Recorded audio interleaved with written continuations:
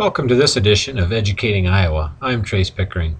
Today we're going to be exploring the history of education to better frame the current conversations we're having around education. We hope you enjoy it.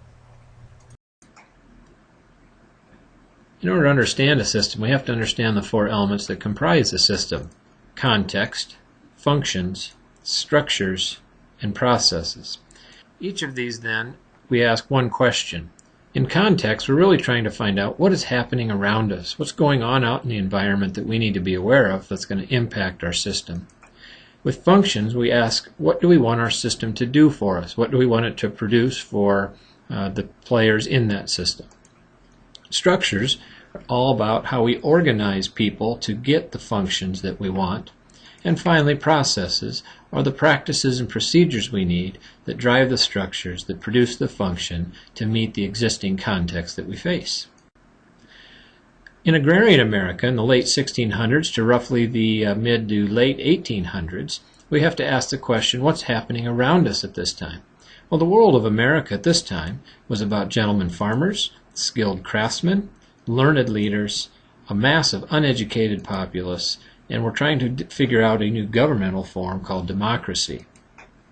Americans then, with this world, really wanted and needed a way to secure this young republic, to provide opportunities for the poor so as not to create a caste system, which the colonials had just tried to escape from, create a small class of educated leaders. After all, most of our people needed to work, and masses of people that had artisan and trade skills.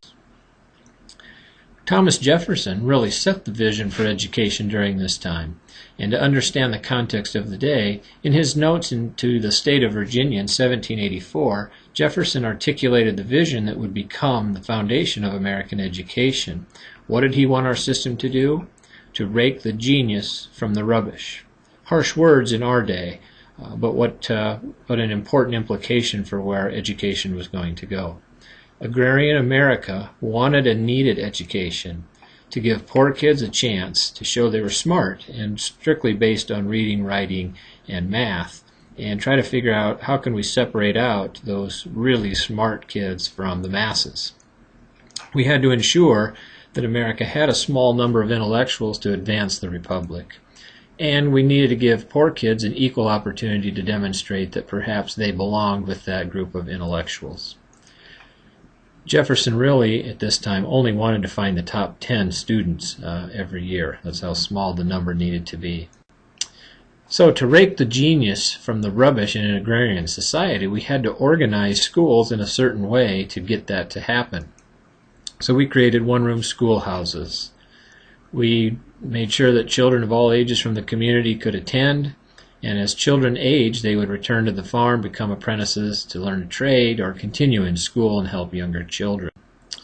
The processes we used, the practices and procedures that would drive those structures, we taught basic reading, writing, and computation.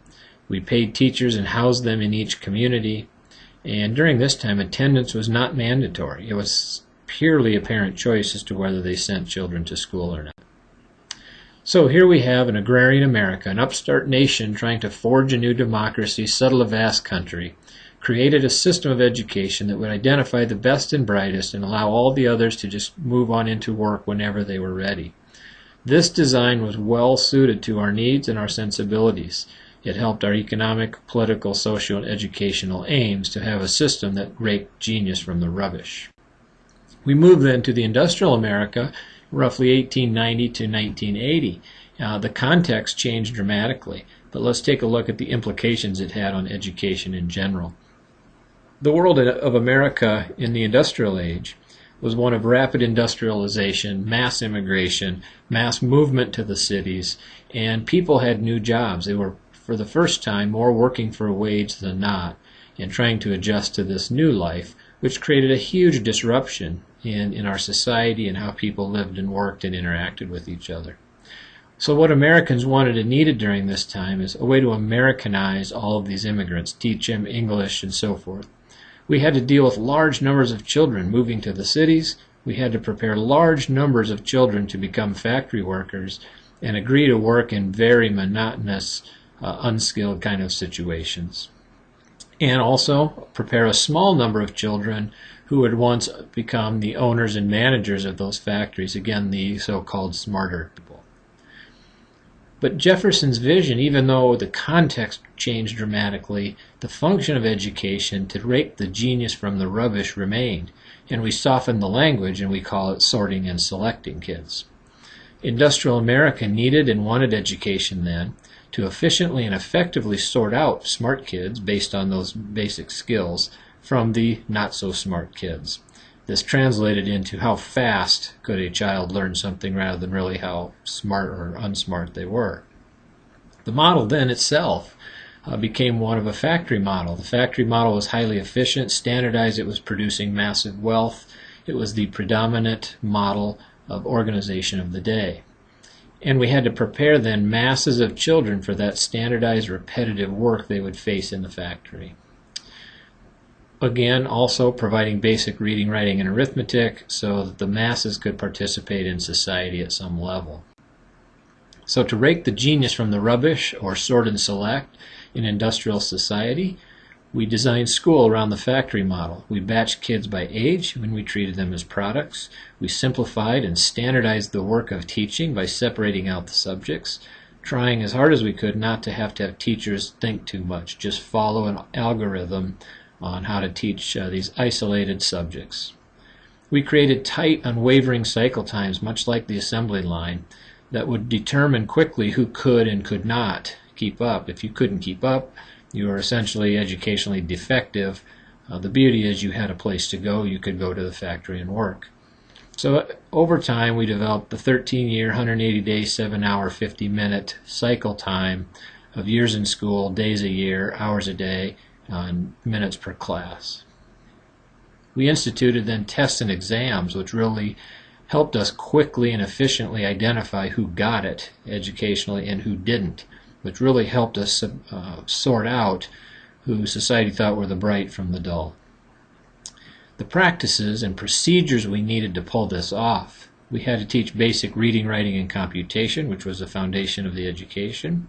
We needed to develop curriculum and syllabi to ensure everyone was exposed to the same material at the same time, which gave us a very efficient, standardized way of determining who got it and who didn't. We focused very heavily on memorization, and we instituted strict behavior, discipline, and attendance policies, which essentially helped train the masses on how to be compliant workers who could deal with tedium and do what the boss bid them. We used grades, much like the meatpacking plants did, to label these products or children, and thus we came up with grading systems like grade A, B, C, and the like. And we improved the aptitude and intelligence testing to really get good at sorting and selecting kids. And these tests really determine how well the children did in school, not a real translation into what they could potentially do in life. And so we had a few winners and a whole mass of kids who lost in the educational system, but they weren't lost to the economy because there were factory jobs available to them. So the industrialized America was a bustling, growing superpower. We needed to create an education system to fill the factories, employ millions of people, and do so efficiently with high standardization and using the mechanical thinking of the day. Again, this design was well suited to our needs and our sensibilities. But here we find ourselves today in post-industrial America, 1980 to roughly the present.